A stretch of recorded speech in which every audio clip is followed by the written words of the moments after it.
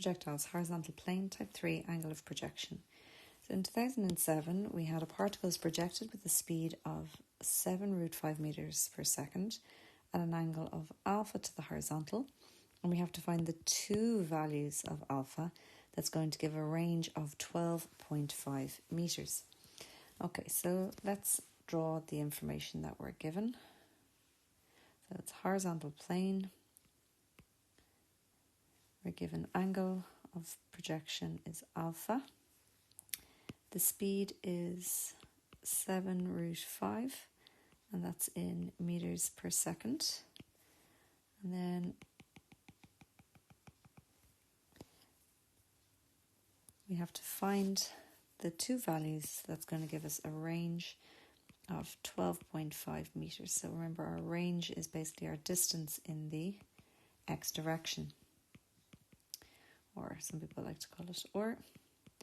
So of course on landing we know that we will find our range, but on landing we also know that Sy is equal to 0. Okay, so what you're going to do for me now is you're going to fill out your table U, A, V, S and T in both the X and the Y direction. So if you pause the video now and see, can you fill out your table correctly?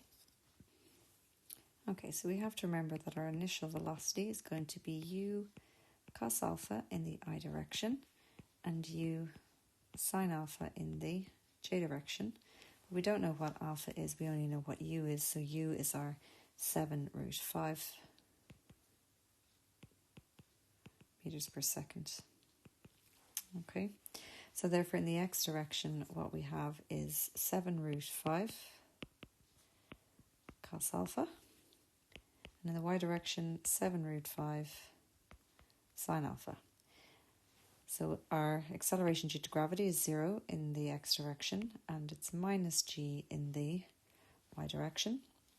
So our V is equal to U plus AT. So in the X direction we end up with 7√5 cos alpha, and in the Y direction we'll have 7√5 sine alpha minus GT.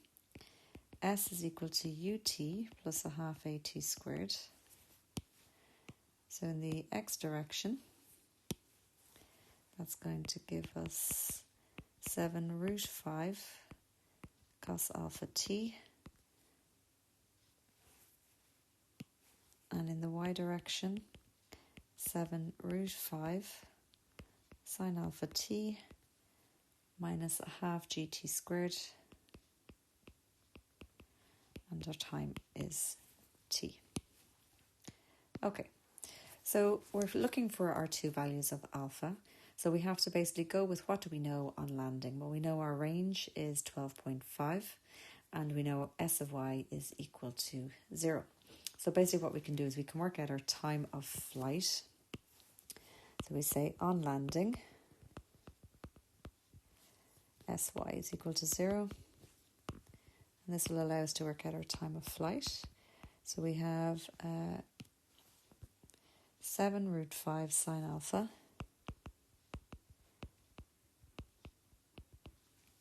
t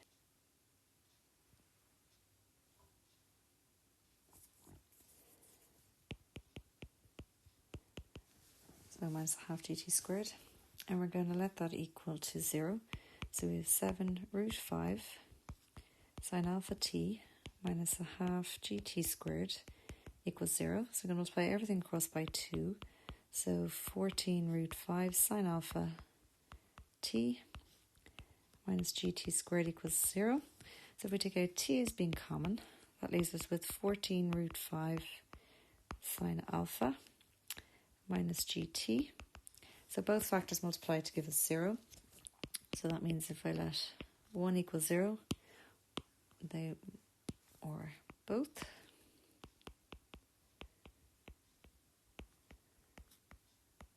then I can get t in its own. In other words, t is going to be equal to 14√5 sine alpha over g. So of course the two times where we get Sy is equal to 0 is clearly at the start because the particle is on the horizontal plane, and at the end when it lands, the distance above the ground, or the displacement above the ground, will also be 0. So again, this is our time of flight. So therefore we can use this time of flight because we also know on landing the range. And the range is equal to 12.5 meters. So our range, if we go back to our table, was 7 root 5 cos alpha t.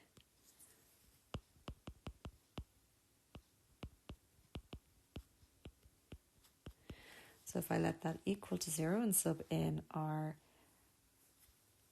time of flight,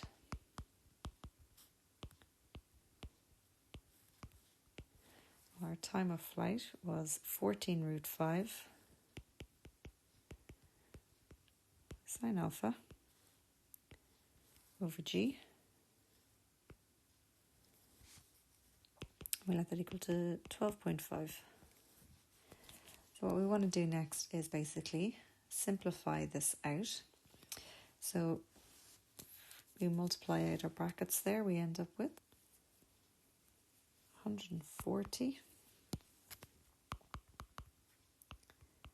cos alpha sine alpha, and if we multiply 12.5 by g, sorry, actually if we divide the, so 7 root 5, so 7 root 5 by 14 root 5 over g, I should say there is actually 50. And that's equal to 12.5. And we have to stop here for a second and pause and think about what it is they want us to do next, right? Because we're looking to find two values. We underlined that here at the start of alpha. Now what you might actually spot here is if I take out 2 on the left hand side as being common, in other words I have 25 times 2 sine alpha cos alpha. So just by switching those around, it might look a bit more familiar to you. And of course that's one of our trig rules, and that's on page 14 in your maths tables. So what rule is it? Well, it's sine 2a is equal to 2 sine a cos a. And that's the beauty of trig, and sometimes also the difficulty of trig, is that you have to spot it. But if you can spot it, they're all in your maths tables, so use your maths tables to try and identify that. So I can change that now to 25 times sine 2 alpha equals 12.5. And now I only have one trig ratio to actually deal with. So 12.5 divided by 25 is actually a half. And now it becomes some very basic trig equations to solve.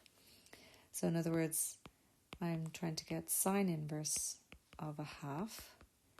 So sine inverse of a half, that's a positive ratio. And we have to go, where is sine positive? So also terribly confusing. And therefore sine is positive in the first quadrant, which is our reference angle, and the second quadrant. So in the first quadrant, our reference angle, well, sine inverse of a half can be found on page 13 of your maths tables, or making sure your calculator's in degrees if you're going to use your calculator. So that would be 30 degrees. And in the second quadrant, our rule is 180 minus theta. So that's 180 minus 30, which gives us 150 degrees.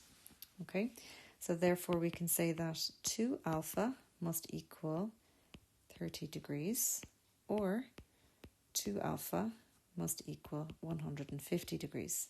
And of course, to finish, we must get alpha on its own. So therefore, that's going to be 15 degrees or 75 degrees. Because remember, this is an angle of projection. So realistically, the angle is going to be less than 90 degrees. Okay, so where were we getting our marks? So we had 5 for getting our equation for SY and letting it equal to 0. And then we were getting 5 for our time of flight.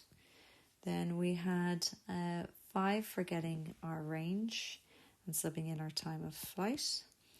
And 5 for getting sine 2 alpha equals a half. So for spotting that trig, and then 5 for getting 2 angles. So it's really important there. We were asked for 2 angles, so we must have 2 angles in our answer. So we had a total of 25 marks for that question.